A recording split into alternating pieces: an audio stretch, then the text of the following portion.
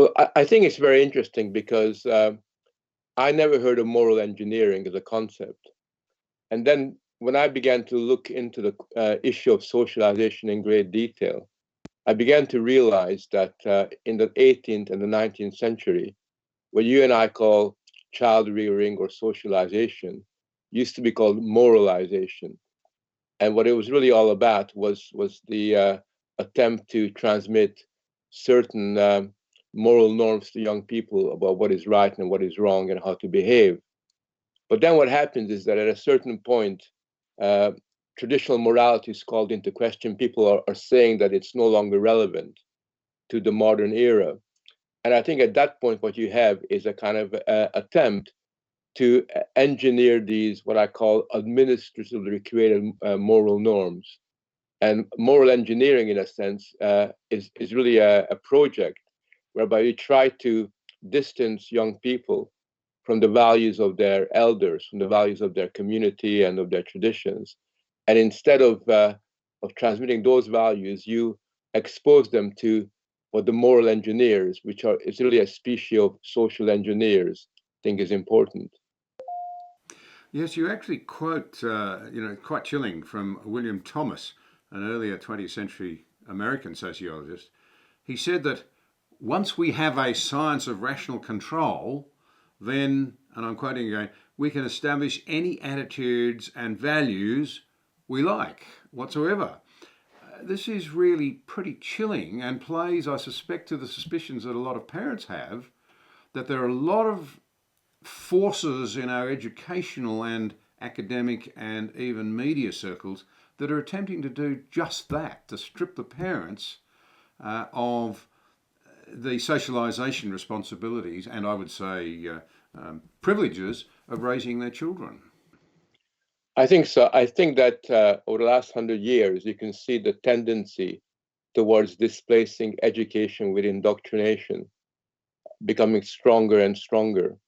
And although now and again you find parents resisting this, you find people speaking out against this, you'll find that as the decades go by and as communities become a little bit weaker, their idea of solidarity and their commitment to moral values diminishes a little bit. So the indoctrination element becomes more and more important in education. We have a more extreme version of what this sociologist was talking about, because today we have a situation where in many schools in England or America, they teach young people that whiteness is a problem, that white people should check their privilege, that you as a white boy or a white girl should defer to others who are not white because in some shape or form your ancestors bear the burden of historical guilt. You have a situation which I find particularly disturbing, where very often you have teachers tell children not to tell their parents what they've been discussing about gender and sex, and about the fact that there's, that sex and men and women aren't just simply biological, but are constructed socially, and therefore we have to be open to the idea there are many, many genders. And I've talked to numerous parents who discover one afternoon that their children has been discussing these things, and these are very young children, 6, 7, 8, or 9, being indoctrinated into a worldview that is very different than those of their parents.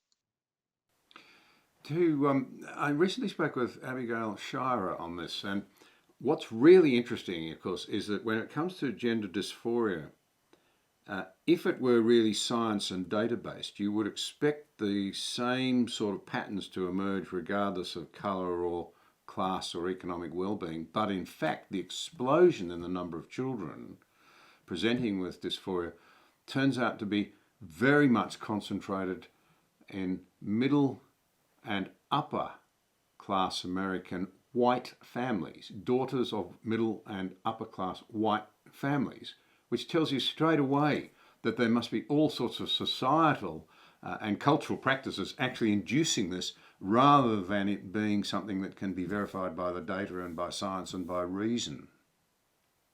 Yeah, I think it's interesting. If you look at this question over the long term, you'll find that all these innovations in values to do with sex and gender and human behavior first kick in the elite schools, usually the elite private schools in the Anglo-American world. That's really where they first become popularized.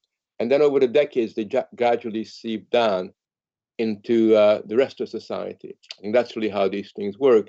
And I think what you'll find is that very often in schools, all you need to have is 2 or 3 children coming from a relatively affluent sort of kind of fairly culturally enriched families who decide, for example, that it's really cool to cut their arms and cut themselves. And then it just gets completely, you have an epidemic of kids in that school cutting themselves. And similarly with trans culture, all you need is 2 or 3 kids saying, I'm a boy living in a girl's body, before other boys begin to come out and say, I too have certain sort of similar attitudes, and I too want to identify as a girl. And I think that kind of copycat effect in these schools is really quite striking, and there are numerous examples of that kind of give you evidence about how this really kind of works.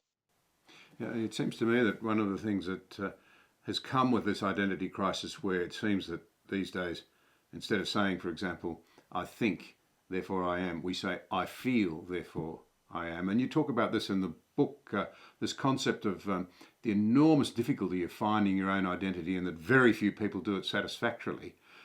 Perhaps part of the problem is that young girls particularly, we know, particularly need affirmation. But all young people do. And the way to get affirmation seems to be to go online, say I'm a victim, I'm trapped in the wrong body, or I'm uncertain about whatever, and the affirmation pours in. It's a way to really be affirmed and to be told how fantastic you are for standing up and so forth.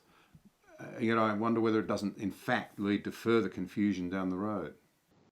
Yes, but even before this, there's a big problem, because we know that the way that young people successfully overcome their identity crisis is one of 3 ways: either through what they achieve. So the fact that they've achieved something in the world, they really kind of master the language. They become very good at pottery. They've been really good at their job. That sense of achievement gives people a strong sense of who they are. Secondly, I think it's done through action, the way you kind of make an impact on the world, the quality of the relationships you're able to establish for yourself. And finally, and most importantly, the identity crisis is overcome through having a strong sense of vocation, a sense of purpose about who you are. What is it that you want to do in the world? What makes you, in a sense, a person, and what do you want to do with yourself? What is the goal and objective of your life?